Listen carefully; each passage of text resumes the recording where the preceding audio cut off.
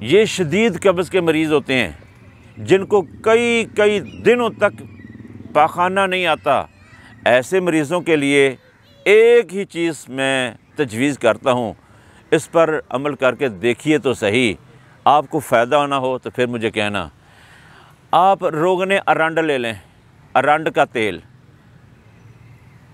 Castor oil भी इसे बोला जाता है, बाज़ार से बड़ी ही आसानी के साथ मिल जाता है।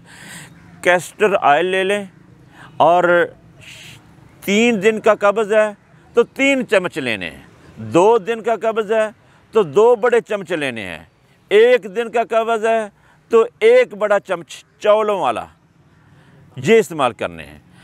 अगर ज़रूरत पड़े, इससे फ़ायदा ना हो रहा हो तो फिर 2 टाइम ये ऑयल पीना शुरू कर दें। और इसको मज़ीद तेज़ करना हो तो थोड़ा सा रोने अरंड कैस्टर ऑयल, जो अमूमन बच्चों को इस्तेमाल करवाया जाता है, ये ले लें। इसको थोड़ा सा गर्म कर लें और पेट पर अच्छी तरह मालिश की जाए, मसाज किया जाए। और इस मसाज में थोड़ी सी मेहनत होनी चाहिए। पूरी मेहनत के साथ इब्तिदा में मरीज़ थोड़ा सा परेशान होगा और उसके बाद मरीज़ बड़ा सुकून महसूस करेगा।